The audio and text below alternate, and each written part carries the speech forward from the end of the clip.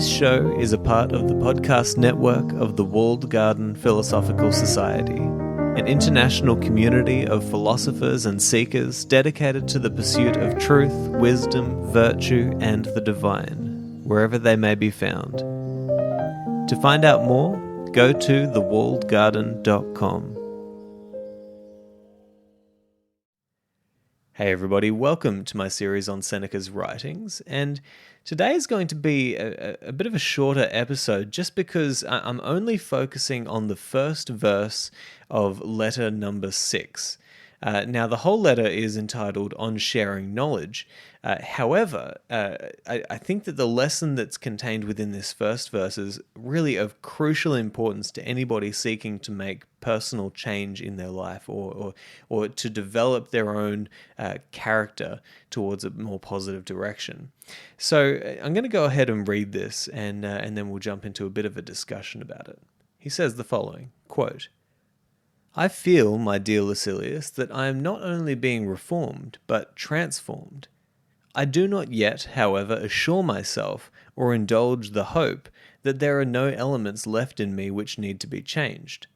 Of course, there are many that should be made more compact, or made thinner, or be brought into greater prominence.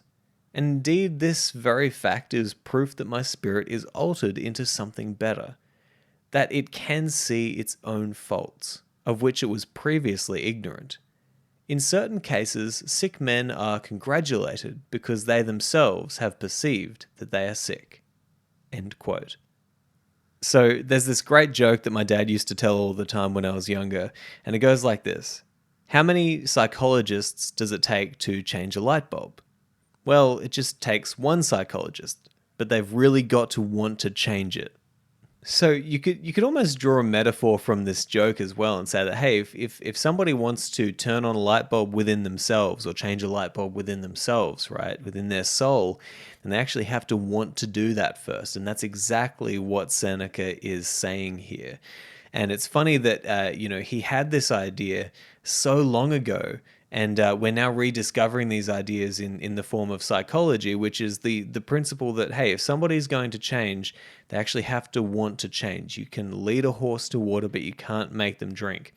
And so Seneca was thinking about this stuff, and he was saying, listen, I feel absolutely transformed, and that doesn't mean that there aren't things about myself. He's saying this, that there are things about myself that I know should be changed, right?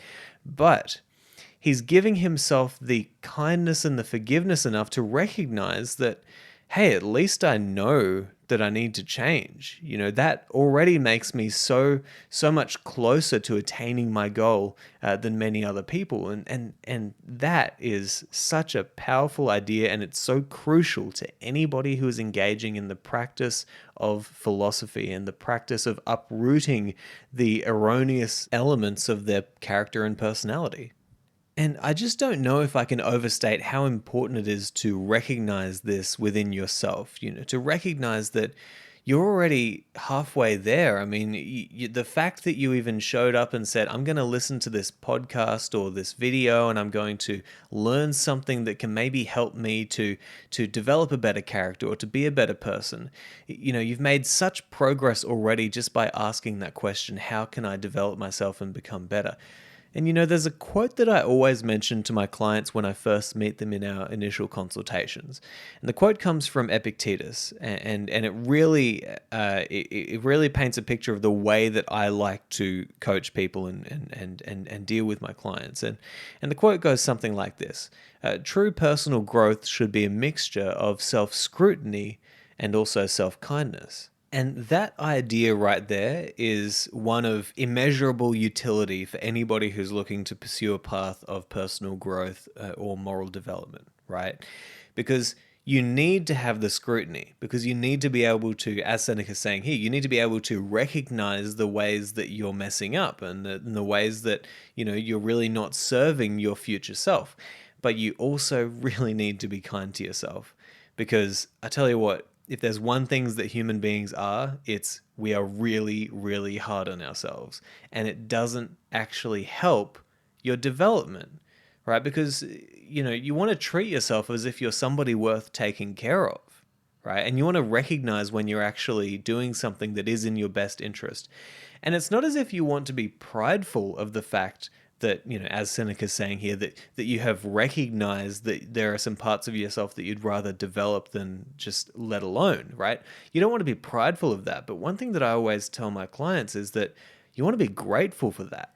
And the reason why I choose gratitude over, say, pride or other emotions is because really you don't know how you got to the stage where you're fortunate enough to be considering your own moral and character development, right? You don't know how lucky you are to be in a position where you have the freedom to be able to even consider that question of what's right and wrong. How should I live my life and develop my character? Because I remember this great conversation I had with Roderick Yap, this British Marine, no, Red Beret, Secret Service. Can't remember what part of the military he was in, but the point we were talking about was that there are so many people who just don't have the opportunity to actually consider this sort of stuff because they're always in a state of fight or flight.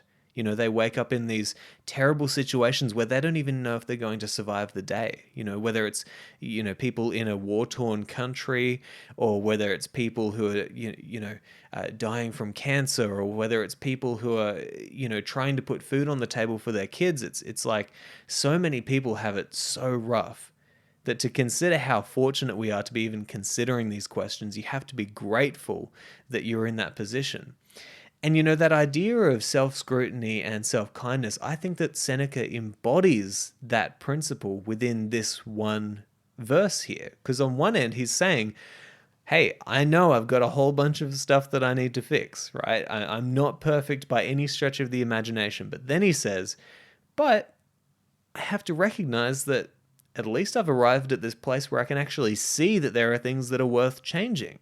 Right? So you have to be grateful for that. You have to recognize that you've come so far just by the fact that you're asking the question.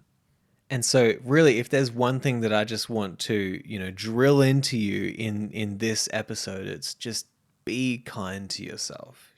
Treat yourself as if you're somebody who's worth taking care of.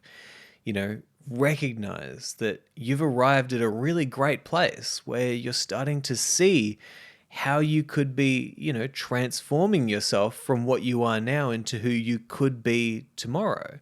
And that's a sacred path that you're on, and man, keep it going. One of the ways that you keep that going is by recognizing how far you've come, and it is a massive thing that you're even listening to this show and recognizing that there might be some value in here that you could take away and use within your life to make yourself a more fully functioning and fully formed human being, and then to influence those around you, and to make their lives a little bit easier. So anyway, I'll leave it there. I hope you've enjoyed this episode, and hey, I'll talk to you next time.